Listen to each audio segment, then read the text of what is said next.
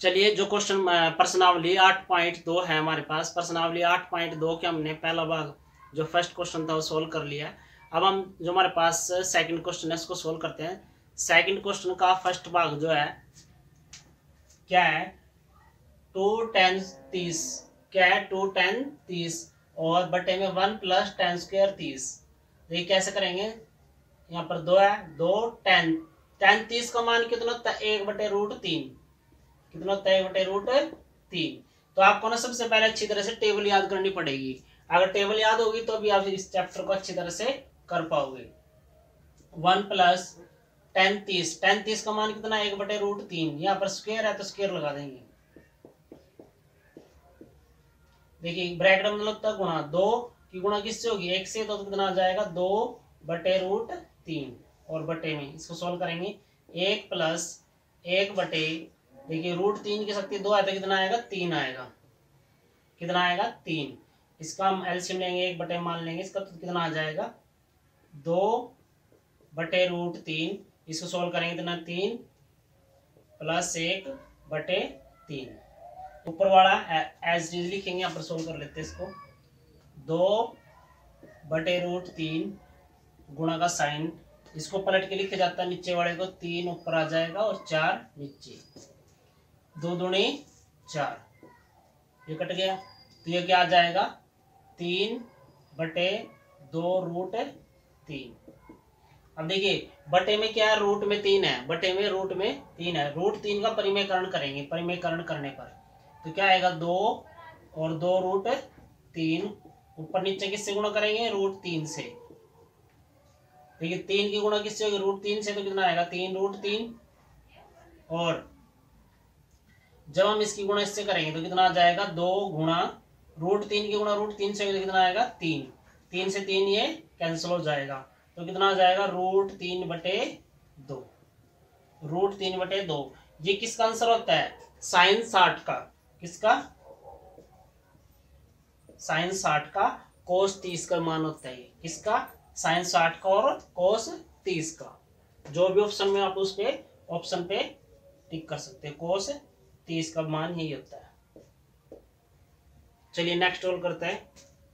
चलिए नेक्स्ट है, नेक्स्ट क्या हमारे पास 1 - 10 स्क्वायर 45 बटे 1 + 10 स्क्वायर 45। इसको सोल्व करेंगे हम। 1 - 10 45 का मान कितना होता है 1, शक्ति 2 है, शक्ति 2 लगा देंगे यहाँ पर। 1 प्लस यहाँ पर भी 1 की शक्ति 2, तो क्या आ जाएगा 1 - 1 और बटे 1 + 1, ये क्या आ जाएगा 0, 0/2 और क्या आंसर आ जाएगा 0 आ जाएगा। क्या आ जाएगा 0। 0 मान किसको होता है, देखिए 0 मान किसको होता है साइन 0/0 होता है, साइन 0/0 होता है, कोस 90/0 होता है।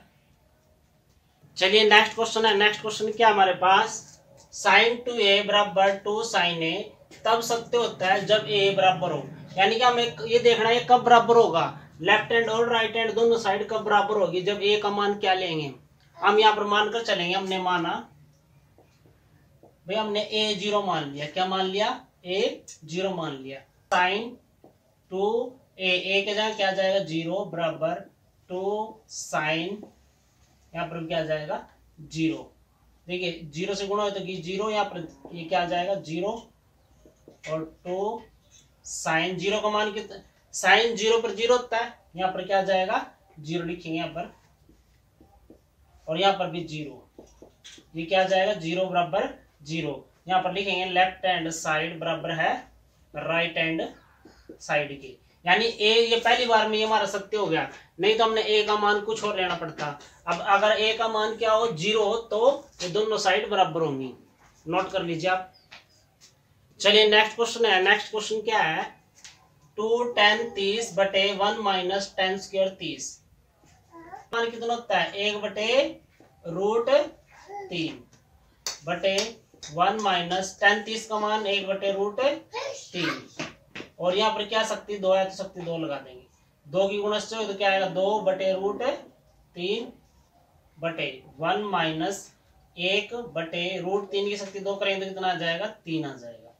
इसके बटे में 1 मान लेंगे, एलसीएम लेंगे तो क्या आ जाएगा यहाँ पर 2/√3। इसको सॉल्व करेंगे कितना आ जाएगा 3 - 1/3। इसको यहाँ पर सॉल्व कर लेते हैं।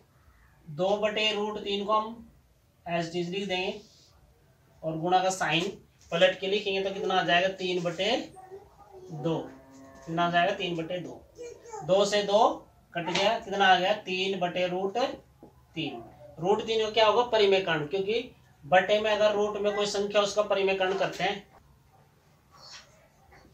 √3 क्या किया हमने परिमेयकरण, तो आ जाएगा 3√3 और √3 की √3 से क्या आएगा 3 आएगा। 3 से 3 कैंसिल हो जाएगा, क्या बचा √3। √3 किसका मान होता है, √3 किसका मान होता है tan 60 का। आंसर आ जाएगा tan 60 डिग्री। नोट कर लीजिए आप।